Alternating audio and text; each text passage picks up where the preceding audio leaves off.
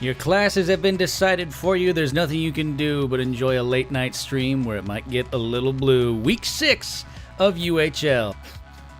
Good evening, everybody. Welcome to week number 6. It is Ridiculous Hat versus Nate Wolf. My name is Brasky, and I get to be joined tonight by none other than Rod Johnston of Tier 5. How are you doing, my friend? Not too bad, buddy. How about yourself? Well, it's a late night Hearthstone stream. I think we're going to have ourselves a good old time. That means we don't have to worry about Nate's children wandering in and experiencing Rod being Rod, so we're okay, right? It's true. Rod being Rod is the title of many things that you usually find after 11 o'clock at night. My parents gave me the name of a porn star, and when that happens, it's just bound to end up me being Dirty Rod. It's true. With that kind of name, the name of Rod Johnston, you are either going into the adult film industry or you're going to be like one of those journeyman pitchers in the major leagues that plays for Toronto. Yeah. I actually backed up Jim Abbott for many, many years, back at his prime, but that was back in the day, and I've moved away from that now. Yeah, back when roids were a thing, and now, well, just not the same. I can't even describe to you how small my testicles got. I mean, it's gonna be as small as perhaps Nate Wolf or Ridiculous Hat will feel after their matches, because I've seen these deck lists. I've seen what these players are bringing. I think this entire week has been nothing but fun. The last 2 weeks have been nothing but fun, and tonight is no exception. I think both of these individuals were drunk when coming up with their deck lists, and I appreciate this and I approve of it, because this makes it way more entertaining for me than seeing random decks from ladder. This is shenanigans at its highest level. Absolutely. The shenanigans are to be had. It's up to us to figure out what these people were drinking when they designed them. So, of course, Ridiculous Hat, it is week 6, which means in the format of UHL, which we'll get to in just a little bit, that format is very specific in the fact that in this spot, this is like the third week of this second cycle, which means that these 3 classes are the only classes left for these players to pick. Ridiculous Hat is bringing Priest along with a Rogue and a Warlock. Meanwhile, Nate Wolf is going to be bringing Druid, Hunter, and Paladin. And looking at some of the lineups that I'm seeing on the Ridiculous Hat side of things, he has got a Howl Fiend control lock, which is the kind of the new hotness that I've been seeing at some of the subreddits of people examining this thing, and the fact that you have Treachery, you have Howl Fiend, you have Rin. Basically, you have the best of both worlds. Rin will destroy your opponent's deck, and then Treachery Howl Fiend will destroy your opponent's hand, so you literally leave them with absolutely nothing. I am a big fan of Togwaggle shenanigans, so anything that makes this happen like this is it's A-okay in my book. Howl Fiend is such a dangerous card, and you really have to have cojones to bring it into this lineup, but Ridiculous Hat is nothing if not bold. Absolutely. So the other thing that you can do with Treachery, of course, is toss your Doomsayer onto a Treachery and just destroy your opponent's board that way. So a very control-focused Warlock for Hat. He's also got a very standard, almost harkening back to beta version of Miracle Rogue, which runs No Blood Mage Thalnos. It's just Eviscerate Stabs. It's basically your pretty standard, almost classic set Miracle Rogue with a Hench Clan Thug and a Feldori Strider thrown in there. It's the most basic of Hat's decks. If you look at it, this list is all over the ladder right now. I was listening to Robobson talk about it on his podcast today. He hit Legend on NA with it, I think. It is a really fun deck, and now that you're not worrying about being bogged down by even Paladin, it is way more viable in this environment. Absolutely. And the third deck that Ridiculous Hat is bringing is a Dragon Soul combo Miracle Priest. This thing has Lyra the Sun Shard. It has the Dragon Soul, the legendary weapon that when you cast 3 spells in 1 turn, you generate a 5/5 dragon. It has Radiant Elementals. It has one of the most probably underused spells as of late, of course, of Vivid Nightmare, which of course copies a friendly minion and sets its health down to 1. Not just 1, but it injures it down to 1, so you can heal it back up. So basically, Hat gave me this list, and 30 minutes ago I queued it up on ladder, and I said, I'm just going to play one game. And in one game, I got Skulking Geisted, so there go my inner fires. So all of a sudden, my opponent is just BMing me to crazy. I dropped down a Radiant Elemental into a Vivid Nightmare, generating spell after spell after spell after spell. Next thing you know, my board is full of crap, and they sat there just going, well, here I am. So this was brought upon yourself for being a giant douchebag, and you being a giant douchebag, you deserve this, and you deserve much more. So I'm glad that you made this person suffer for their behavior, because if they don't suffer from their behavior, they'll never learn a lesson, Brasky. Absolutely. And of course, Nate Wolf, he's got Druid, Hunter, and Paladin on his side. Rod, give us the rundown a little bit of what the lineups here are brought by Nate Wolf. Methinks he's going to be kind of trying to recruit and cheat out some minions every so often. So Nate's entire idea is hit his opponent in the face with a Charging Devil Sword. I mean, I was told by Nate before I saw these decks that his whole lineup was Charged Devil Swords. So, and you look at his lineup, he's got Charged Devil Swords in his Hunter deck. He's got Charged Devil Swords in his Druid deck. He's got Charged Devil Swords in his Paladin deck, which is the insane one. Like, you kind of see him in the Druid deck and the Hunter deck, but Nate decided that 2 decks out of 3 weren't good enough. No. He went for the whole triple here. Absolutely. The Triple Crown is what's going to be going for Nate Wolf. He is visiting, basically living his own version of Jurassic Park in Hearthstone. And of course, we're talking about the fact that these players have to play these classes. And that is because of the unique format of UHL. Rod, can you give the folks that are watching on the stream right now, what makes UHL so unique in terms of its format? So basically, we are doing a format where you are bringing 3 classes every week with no bans. The no bans thing is a very, very different thing, except when you're playing in the last hero standing. That could be either or. But so over those 3 weeks, you have to bring 3 classes every week, and then the next week you can't bring any of those 3 classes. So you have 6 classes remaining, and you have to pick any of those 3. And then the last week you have the 3 classes left, and you have to play those. So we're on week 6, which means both players had no decisions this week. They just had their classes decided by their previous 2 week selections.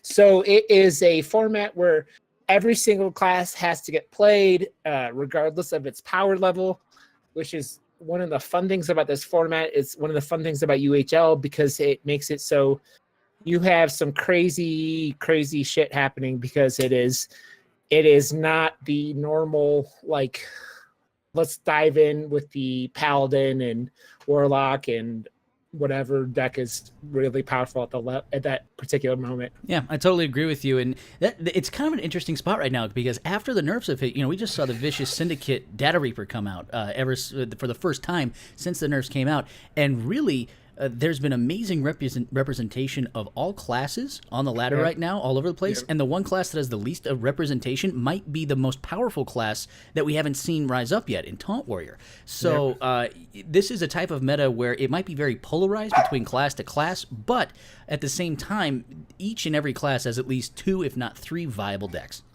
So one of the things in Hearthstone with the format of how the game goes, when you're not able to interact with your opponent on their turn, when you start rolling real early and you have these broken 1-drops or 2-drops or broken early game cards like Call to Arms, you basically can auto win.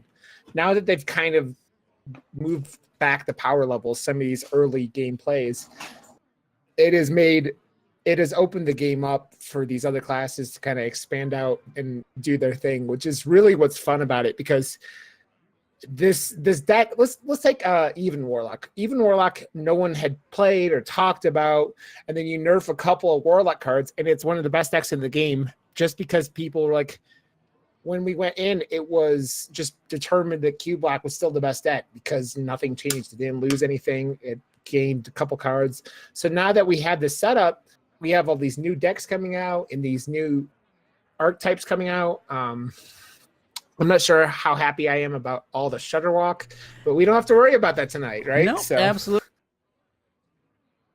a feel-good meta in a lot of different ways. The fact that you can find something that you enjoy, and you're always going to find a couple decks that you are really going to have some fun with on the ladder. We're going to feel out what these players are going to do. We're going to feel a lot of things tonight, the least of which is anger towards Shutterwalk, because that's not going to be a thing right now. I've just told the players that they can start rolling, so we're going to check out game number 1 right now.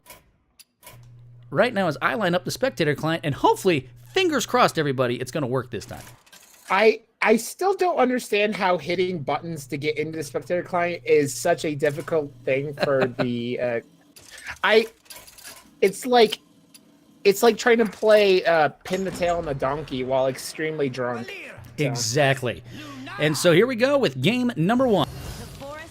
Right away, we see Ridiculous Hat starting off with that rogue, that basically classic Miracle Rogue with a couple of the new cards tossed right into it. Nate Wolf on his side, he's got the Oaken Summons, he's got the Howl Fiend, and he's got a Swipe, so he's got ways to deal with aggressive strategies, but no ramp early on for Nate Wolf, which is something you might have want. Yeah, and with Nate bringing this Druid, which is going to have lots of armor gain and lots of big boys coming out with his, cubes. This game is going to be hard for Ridiculous Hat to pull out unless he is able to pull out lots of spiders early, or big minions, or big Edwins, big, all that kind of stuff. Speak of the devil, Edwin Van Cleef now in hand on turn 3 with the coin, with prep, with some backstabs. If only there was a minion out there to start with. Instead, I like this move. He's going to go coin Elven Minstrel. He's going to establish a minion on board, draw through his deck so he can start finding, if you thin the deck out with minions, you're bound to get some spells for some great miracle turns. Throw some spiders into that deck and you're feeling fine. He has a really, really good Miracle Rogue, hand, but the problem is that Nate doesn't have a lot to throw out on the board, so he's going to have a harder time actually, filling out his board so Ridiculous Hat can deal with it. The key here, I think, is going to be Ridiculous Hat kind of sensing that this is a very slow Druid, so maybe he's getting the sense right now that my opponent probably is playing maybe a Taunt Druid, or at least something with a Naturalize, so he might not go for that humongous Edwin turn where he drops down a 12-12. Maybe he just goes with the sensible Edwin. Now, he doesn't need to whip it out and be huge. He just goes, no, this is a sensible minion that I'm going to drop. It's a 4-4, maybe a 6-6. You don't need to be Ron Jeremy every day of the week. You can just be a normal American and do your duty and get away with what you need to get away with. And maybe Ridiculous Hat knows that. So he's going to, well, maybe not, because he just threw out 2 different spots. Here comes a prep Fan of Knives to draw more minions, perhaps even a spider on that side. Ooh, Sap comes out, which is a nice play that he can do right here. He can even sap the Taunt minion and then drop Edwin. Instead, he decides to go Shiv, draw again. Here comes the huge Edwin Van Cleef at 10-10. And now, he's got the Naturalize to answer it, but still a decent amount of pressure from Hat early on as the Miracle. Yeah, his hand was so, flexible to do something like that. I don't think Ridiculous Hat is going to be worried about Nate going super wide.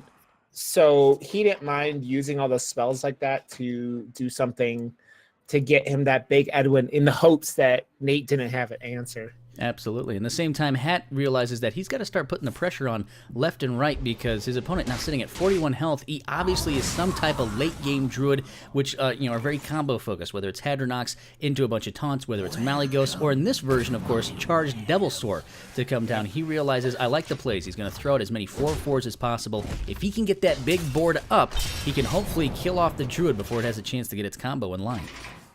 The problem with Rogue when Druid goes wide with things like Spreading Plague is that it is very hard for them to remove the Druid's board without things like Vanish, which hardly any Rogue decks are running. So Hat knows that he needs to get damage in when he can and have options to get rid of big Druid things whenever they pop up. Absolutely. Well, let's not forget about, of course, the kind of forgotten 2-mana spell of the classic set in Sap. Sap in this deck is basically, as I transition to our faces and back again, Sap is basically just another version of Silence, especially when you throw it on something like a cube. When that cube gets some value, you have to kill it off, otherwise Sap is just going to nullify all that hard work. So Hat is going with the Miracle Rogue play that everyone loves. Ooh, baby.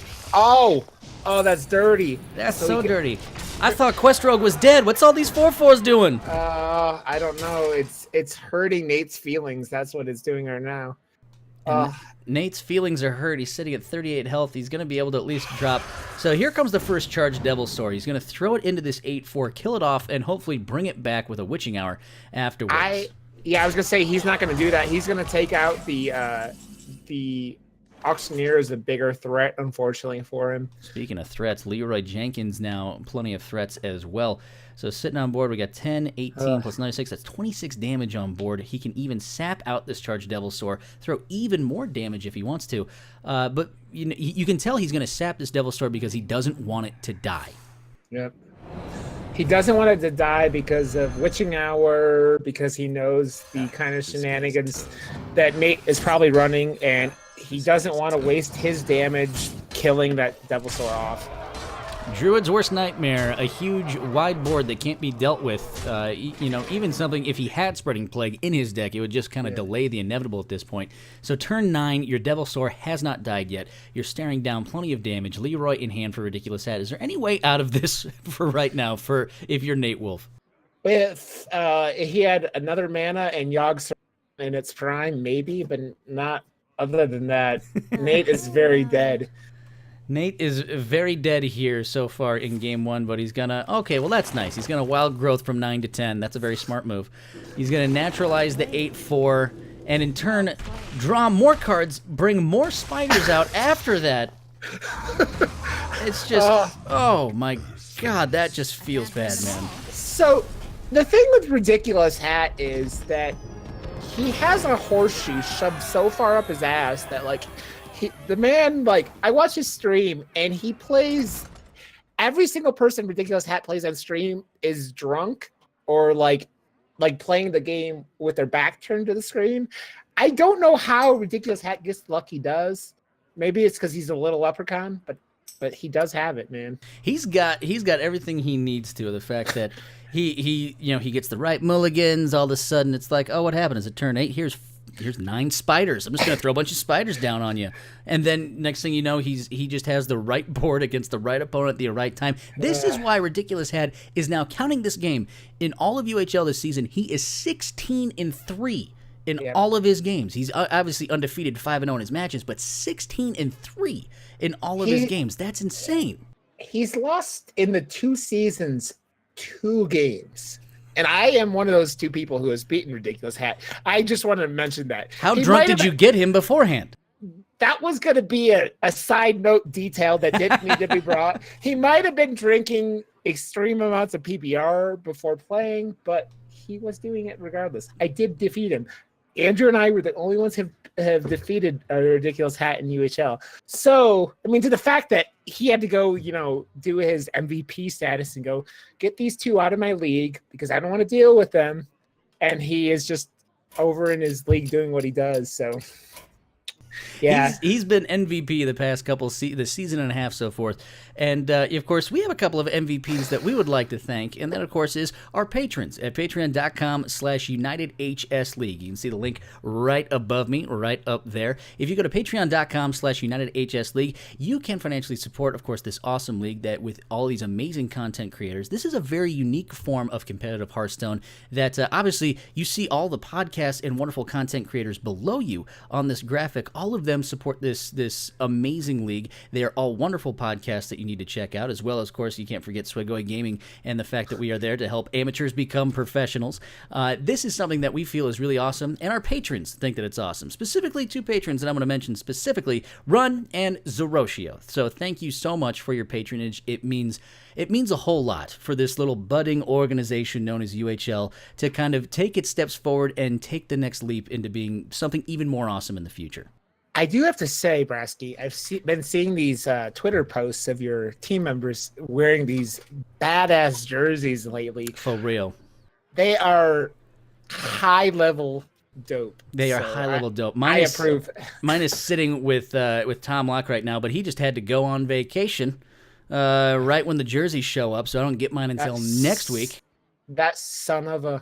I know. How dare he? How dare he?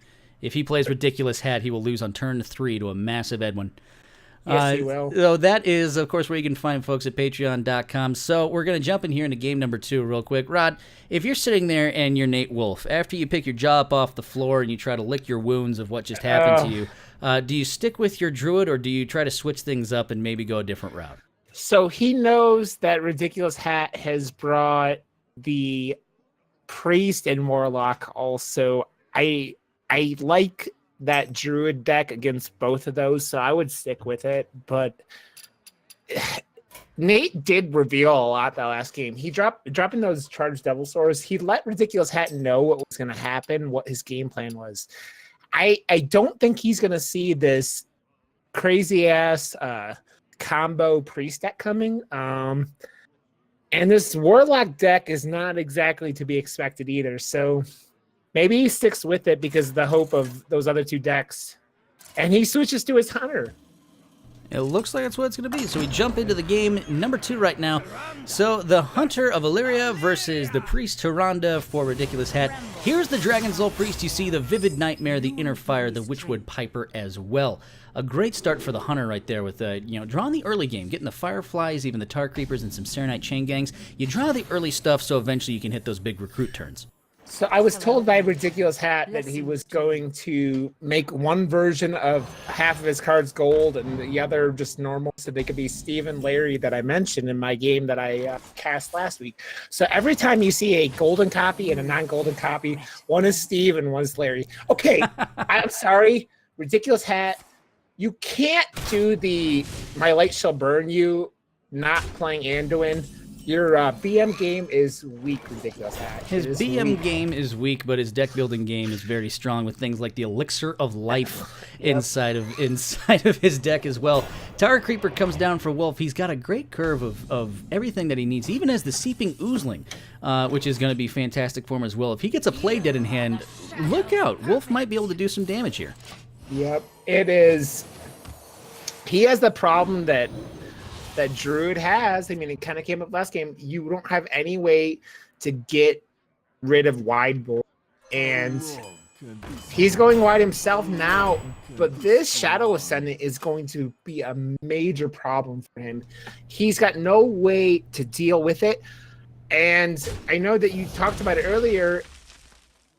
Let's see if I don't expect Wolf to hold on to this Gluttonous Ooze to get rid of a weapon that he would never expect Ridiculous Hat to have, right? No, I don't think so. Especially and you also don't expect Stormwind Knight to come down for that late game combo. If all else fails, go Stormwind Knight into Divine Spirit into Inner Fire and cause some damage. Here is the big Vivid Nightmare turn. So he's going to drop down, basically you get 2 Radiant Elementals on board, cheapen all of your spells, throw Elixir of Life down, which is going to buff up your Taunt minion and give it lifesteal. So next turn, and then he's going to heal all of them up with Circle of Healing.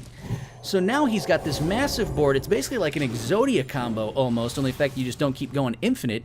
You might if Lara's Sunshard comes on board as well. That's dirty pool cotton. That's dirty pool. That's man. Dirty stuff right there. So the Steeping Oozling going to come down and get a Death Rattle, which is going to be Katharina, I think the only Death Rattle that was left available to him at this point. Yeah, we're in a state now that the only possibility of Nate coming back already is somehow clearing this board and Hat running out of resources. There's the Silence. He runs 1 copy of Silence in his deck, and he actually pulled it off. I said it before, and I'll say it again. Ridiculous Hat has a horseshoe up his ass. Jesus, dude. Oh. Well, I feel bad for my friend Nate Wolf, man. That's true. Just, well, Hat's got this wide board. He's not throwing his shoe anytime. We don't have to take him back and put him down because he just has the luck with him all the time. Seeping Oozling at 5/4 is not going to do much for you. Serenite Chain Gang going to develop a couple 2/3s. So he's at least trying to contest board is Nate Wolf, but everything so far has not gone his way. He gets the Play Dead in hand. Could you imagine if that Silence didn't come out? Play Dead comes from the top. You would have had a huge turn right there. And now he gets a Circle of Healing Ridiculous Hat, so he could just deal he can heal up, make these value trades, and and Nate is done for on turn 7. That's I mean, this insane. There's And this no, is, let's note, this is without Dragon Soul. This is without drawing Lyra. This is without any of your. This is without Northshire Cleric, and he's already put this board together. and Nate is already going to not be able to do anything because Hat has 11, 13, 16, 23 damage on the board already. And we are 10 minutes into this. Less than. I mean, that was like 5 minutes. We were at turn 7. Turn 7. This is my new favorite deck. This Priest is my new favorite deck. I have played 2 games with this thing, and it has left everyone just flabbergasted. You sit there, it's turn 7, and you have no idea what the hell just happened to you. So I have compared Ridiculous Hat to Yoda many times because he is a little man who is wise in the ways of the Force. And I think he's using the Force to get the cards he needs because that's the only reasonable explanation for the, like, every turn. Oh, I got exactly what I need. Oh, I got exactly what I need. Because I haven't gotten that many good luck draws my entire UHL season that Hat got in that last game. Well, I mean, let's be clear for a second though. The Silence absolutely was a like primo top deck. The rest of that was not the best draw that Priest can have. You have no Northshire Cleric in there. He didn't get Lyra. He didn't get Dragon Soul on board, and he was still able to do that. I have not yet played this deck against a super aggressive deck, but if you are any type of slow, that Priest can bowl you over. Yeah, it is a meta now where these slower decks can really run over their opponents, and there aren't a whole lot of super aggressive decks anymore. We have Odd Rogue, we got, I mean, some Hunter decks are super aggressive, but like Odd Hunter has disappeared because it's not consistent enough. This whole meta is a meta of weird slow decks, and I like it, but man. And the thing about weird slow decks, and especially combo focused decks, which is a lot of what Nate Wolf is bringing, they might run into a bad time if something like, I don't know, Howl Fiend and Treachery get thrown its way. I don't feel good for Nate Wolf going into the rest of these matches. I think it's it's like a car crash. You just can't look away. You want to reach out and help, but there's nothing you can do. He's already dead. What we're witnessing right now is a hate crime 43 states, just to let you know, because this beating that Ridiculous Hat is delivering out, just it's kind of uncomfortable to watch. It's true. like it's animal cruelty what he's doing to Wolf. That's what he's doing. It's like the human centipede in a Hearthstone game. I mean, that's what it is. I mean, pretty much. Yeah, I mean, it's a terrible film that you just don't want to see, but someone showed it to you at a house party, and you go, what the hell is this? And now you can't look away, and you've bought all of the movies on DVD now. After you saw the first one, Brusk, I think you like them. I think that's what you're saying. Listen, I'm not going to say that they're on par with something like, I don't know, The Godfather, but they are. And we're going to be on par with going into game number 3. Can Nate Wolf pull this out again? Can he somehow take down the behemoth that is Ridiculous Hat, the diminutive behemoth that is the tiny man from New York? I don't think so. I think his powers in the Force are going to be really hard to, show off. And I think this, of Nate's 3 decks, looking at the list, I think this is my least favorite of the 3. And maybe he's just showing off the list. I don't know. That's what I'm thinking. He just wanted to bring out the list saying, all right, well, if I'm gonna go 3-0, might as well just show off what I got. Meanwhile, Ridiculous Hat, I will say on his side of things, not a great start. He's not going to be able to put on a lot of pressure with the fact that his first minion is going to be on turn 5. Meanwhile, Wolf, he's going to drop down the loot hoarder. He's going to at least search through his deck to find the things that he needs. Yeah, if with heavily combo-oriented paladin decks, the things like the loot hoarder are very, very crucial. Rod, guess what just happened? Hat pulled the perfect card off the top on turn 3. I would never expect such a thing. Oh, wait. That's what happens every game. That's just what Hat does. So Nate Wolf is going to drop down a Stonehill Defender of his own. Look at the Stubborn Gastropod can be good in its own tight situations, but Righteous Protector, I guess he dropped. I mean, it's great value for a 1-drop. Yep. The problem is that Warlock has a spell called Defile, which deals with things like that on a very easy basis, you know? Absolutely. So you see the shell that Hat's working with here. He's basically going with what Control Warlock has turned into. It threw a few more demons into the hand with things like Despicable Dreadlord, which you see come down right now. It can be cheated out with things like Skull of the Minari, and of course you have Void Lords as well. It's less about cheating out the big Void Daddies on turn 5, 6, even 7, and more about establishing a decent amount of minion pressure that has some AoEs attached to it. So I think that because Ridiculous Hat went with the Steve and Larry strategy, you see the Steve is out on the board. It's the Steve Stonehill Defender. Mm-hmm. I think this has drawn him luck in the long run. And it's going to be interesting to see if Nate drops this other Righteous Protector, and he does, just to protect his Doomsayer. And that's what he wants to do. So you get a sense both of these players playing the control game. But it's a matter of fact of which one's going to kind of turn on the pressure first, or which one's going to kind of turn the game on its head if a Howl Fiend comes into hand for Ridiculous Hat, and he's able to go Howl Fiend plus Treachery plus a Defile, then all of a sudden Nate Wolf is left with almost nothing. And look at the Siphon Soul comes down, even just kind of dictating the game plan, saying, you know what, Wolf, no, I'm going to just Siphon Soul this 0-7. I didn't have a lot of pressure up, but I'm still just not going to let you play your game. And Ridiculous Hat's hand is just answer after answer after answer. He's got Twisting Nethers, he's got Hellfires, he's got Void Lords, he does have that Treachery like you're talking about. And now he's going to have not one, but 2 Despicable Dreadlords on the board at a time. Basically being able to deal 2 damage to whatever Nate drops out. He's got 2 minions down, and he's got a constant demon fire that's just going to be kind of rolling and rolling and rolling turn after turn. Now it's turn 7 for Wolf. You get a sense he's probably going to go with the Lich King at this point, which is exactly what he's going to do. So at least the chance to get a Death Knight card that could maybe shift things your way. Let's see what he pulls out. It is Obliterate. Not great. Not exactly probably what Nate was looking for, and he's going to health the Lich King away.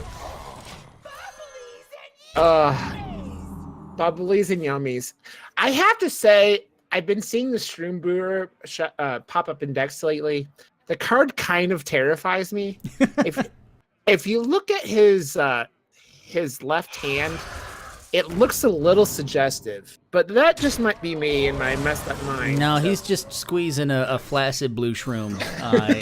That's a great band name, by the way, Flaccid Blue Shroom. It's some type of jazz fusion. I think that's gonna be. I think that would be a jam band, jam band.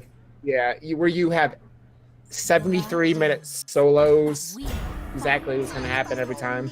So the Flaccid Blue Shroom turns into a Sunkeeper Tarim along with the Devilsaur. So I like this move right here. Killing off the Devilsaur there, being able to take care of a Void Lord, establishing a decent board on the side of Nate Wolf. There is the Defile. So we have Defile and Treachery. If a Howl Fiend comes into hand, this is going to get messy real quick.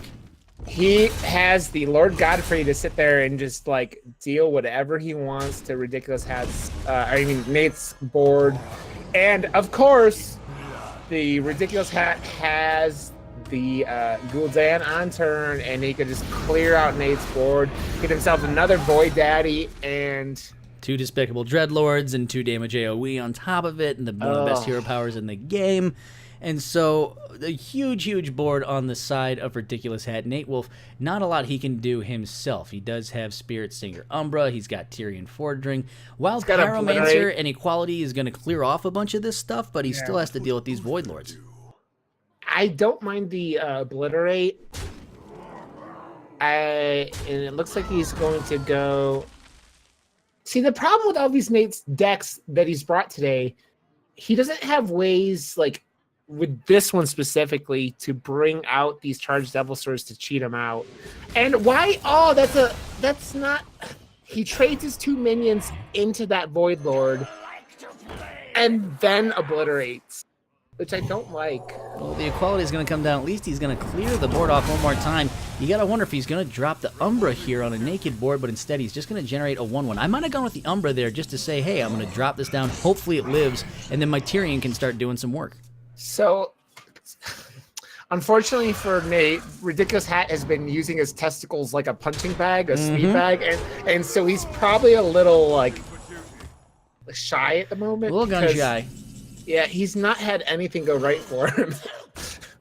Treachery number 2 into hand. Shroom Brewer comes out, which is going to heal up some more bubblies and yummies on a Void Daddy, and now the Spellstone going to kill off a charged Devil Sword. Now there's not much for Wolf to do, but drop down a Tyrion and hope that it's enough at this point. Maybe he can do something else, but no, he just says, "Here comes the Tyrion. I'm going to put my faith in the light, at least get myself a decent weapon in hand, and hope my opponent doesn't have any more pressure." Which is a not very likely Here thing it is. to happen. There's the Howl Fiend. So we have Howl Fiend, Treachery, and Defile. Does he want to do it right here? You can see Hat. He has not touched any card at this point. He has sat there. He has now chugged an entire PBR, perhaps 3 of them all at once. In fact, he has undone a whole 6-pack and chugged the entire thing. He is doing a Stone Cold Steve Austin, where he is smashing 2 PBRs together over his head and pouring them over himself. And with how little Ridiculous Hat is, it is like a waterfall over his head. So there's PBR everywhere. His neighbors below him in his apartment are going to have to call the supervisor because it is raining PBR on their heads. It is raining PBR everywhere, and the Nectar of Life that sustains Ridiculous Hat is going to hopefully sustain one of the coolest combos that you can have in all of Hearthstone, in my opinion. The fact that it's basically a dirty rat on steroids. It is the dirtiest of rats. It is way worse. It is a Doomsayer for your opponent, and not a Doomsayer, a Deathwing for your opponent. It is the worst of the worst. No, it's just a matter of he's measuring it up. He's got one. He's trying to figure out what's the best Defile turn I can make right now. So he's going to throw what looks to be the Void Lord into there. Going to get 1, 2. He's got 3, 4. He's going to be able to get 4 ticks off of this if he wants to, but he might not. He's still going to hold back here. Yeah, Oh, no, here we go. Here we go. Oh, no.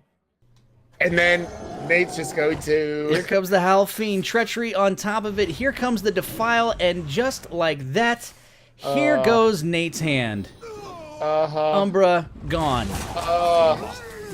Righteous Protector, bye-bye. Consecration, see you later. There goes Carnivorous Cube as well, and he's going to siphon life it and kill it off and get rid of the entire hand. That was so dirty. That was the dirtiest play I have seen in a while. Someone please get Ridiculous Hat a bar of soap because he needs to clean himself off after that. He's going to need a shower, and it's not just like a normal shower. It's the crying game shower. It's what it is. Oh, equality now into the hand for Wolf, so he can put a lot of things to 1 if he wants to, but he's not generating any pressure. And now Ridiculous Hat, he's not going to generate any pressure of his own besides his hero power that's going to constantly deal 3 damage to his opponent's face. He might even toss the Plated Beetle out here just to start putting pressure as well. But instead, second Doomsayer comes down. Sense Demons is going to put... Well, he has no more demons in his deck, so he gets the worthless imps out of it. Why is he running Sense Demons is the real question. Big for the house. But I get... Ridiculous Hat knows what he's doing. You know, I will throw this out here, Rod. I will throw it out because we haven't talked about it yet, but Wolf is 1 card ahead on Fatigue. Is there any chance, in a snowflake's chance in hell, that Wolf can heal up decently to the point where he can fatigue his opponent? In one short word, no. Damn it. Paladin has no real way to heal anymore. They've lost Happy Rag. They've lost, was it Forgotten Healing, or the hell it was? Forbidden Healing. Forbidden Healing.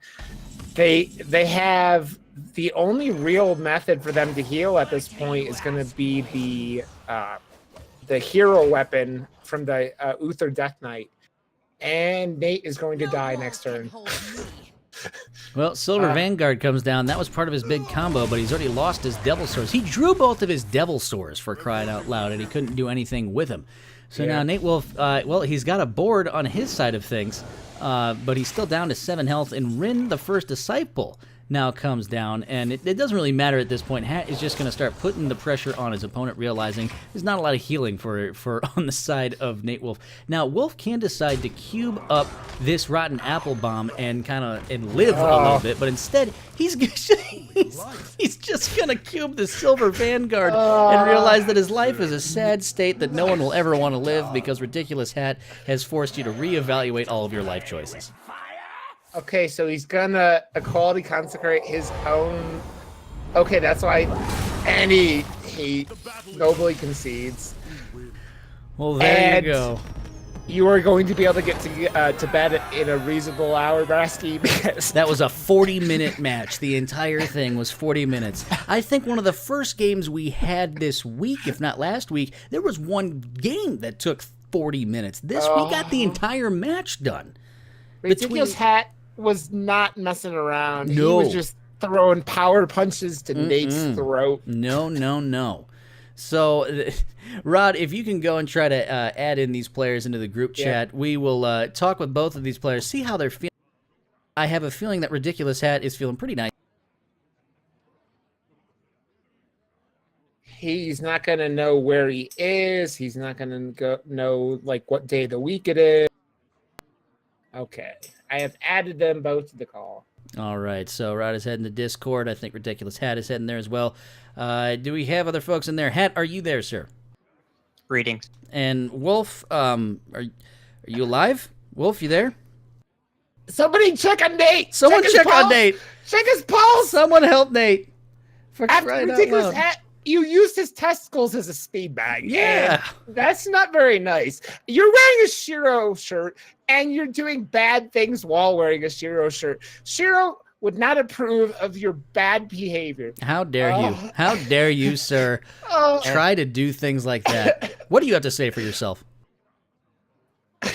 I didn't want to play Metadex this week, and now I'm being yelled at for it. Come on. No, I'm not yelling at you for that. I'm yelling at you for not even giving Nate a chance. I gave him a chance, and then they took it away. Yeah, you gave him a chance. You took it away. You took it. You took the ball and just said, "I'm going home." And now Nate Wolf, I believe, is in the call. Nate, are you there? Are you alive? How many fingers am I holding up? Hat, you should feel ashamed of yourself. Why does everyone keep saying that? I wanted something different. I want to ask you, Nate, how do your testicles feel after having them used as a speed bag? I mean, that was just mean. that Halfiend play, oh my god.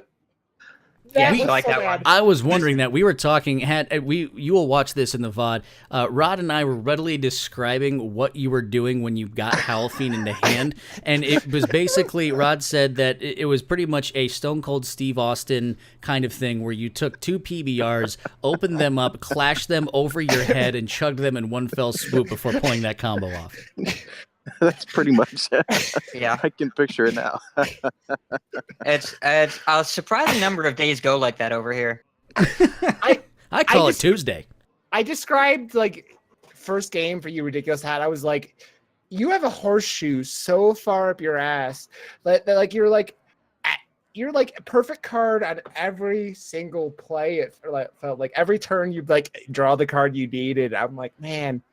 You played awesome. I mean, you guys both played well. It was just Nate didn't draw anything, and Ridiculous Hat, you drew very well. Well, let's talk a little bit about the strategy between those two decks. Hat, I'll start first and foremost with the deck that I'm in love with, and that is that Priest deck.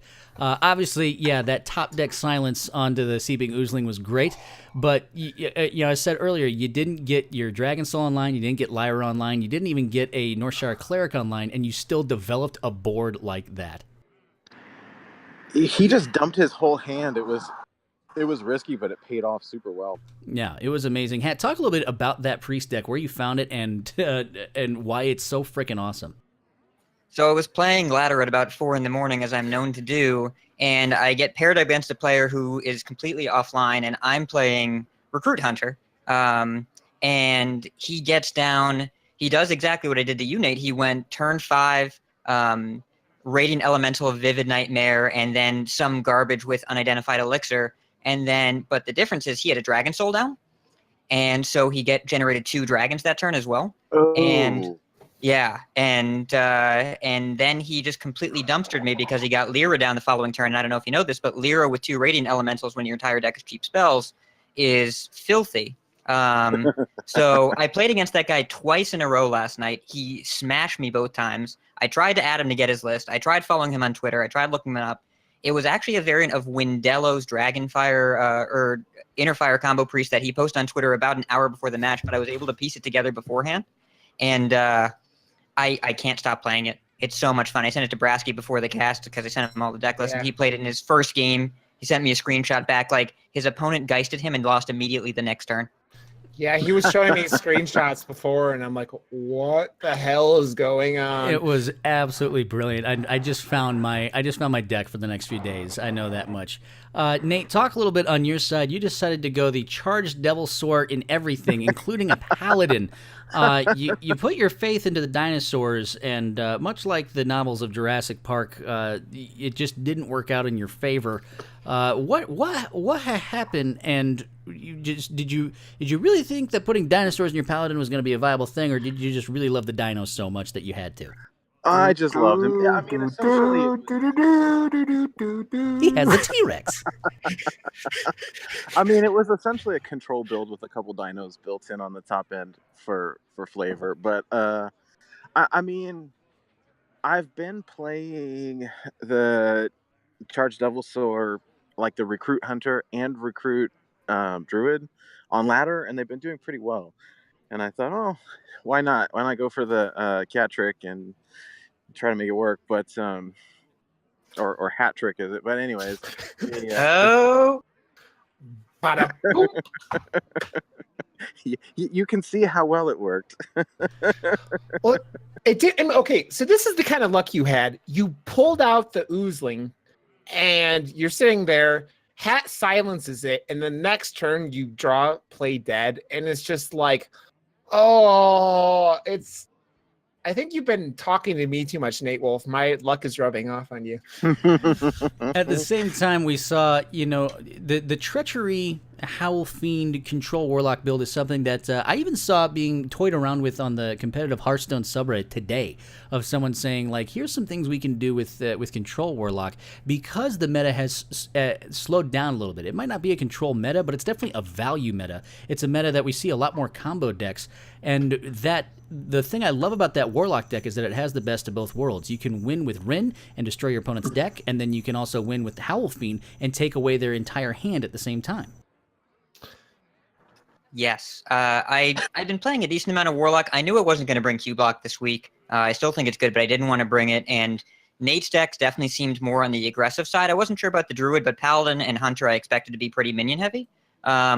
I wanted something that could disrupt anything going on, but I'll be honest with you, I love the new format that the UHL Rundown has taken, and I wanted a clip. I wanted a clip so bad. I think there will be a clip or two out of this entire stream. It was only 40 minutes long, but it could take up the entire episode of the Rundown. I was gonna say, do we win a new record for the shortest match? Dude, that was pretty close. Did we get to turn 10 on either of these things? I guess the Paladin matchup, we finally got to turn 10 for a few turns, but my goodness, things just worked out pretty quickly. Hat, it's funny that you think my decks are aggressive, because I swear you play super aggressively. Not that that's a bad thing. Yeah, I noticed after matching up, I mean, you had brought all kind of mid-range or larger decks. The classes tend to be more minion heavy, so I brought decks that were a little bit better against that. And if I was wrong, Miracle Rogue is kind of good against anything. I tried to find a different rogue deck, but like there were none that I was resonating with, and I just wanted to play Sap so bad because Sap is great. You got so many frigging spiders. I got really fortunate on the spiders. That was a lot of spiders.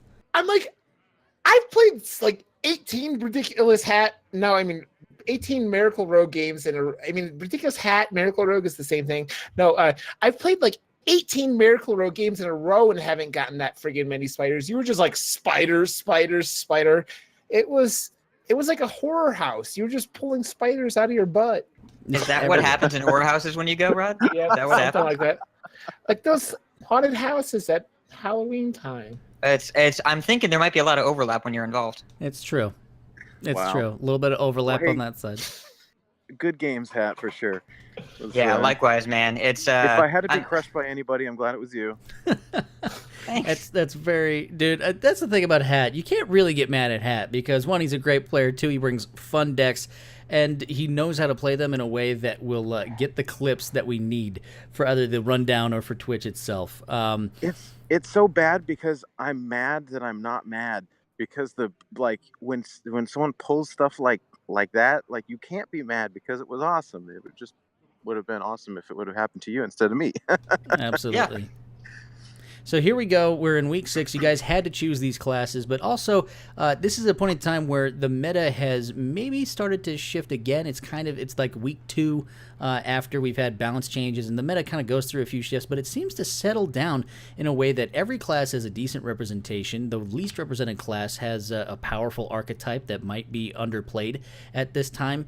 How fun is the game of Hearthstone for you right now after the balance changes? Do you like the class representation as you see it, and how is it related to the classes and the way that the game is played in UHL? Hat, I'll start with you. This meta's taken some adjustment. It's definitely the least aggressive meta that we've played and seen in a very long time, if not ever. I can't think of a time where more control decks were prevalent. Now, some of that was the early ladder. There was a lot more like big spell mage, and now I think decks like that are being kind of pushed out by the amount of combo decks and Token Druid, which is kind of a combo deck in and of itself.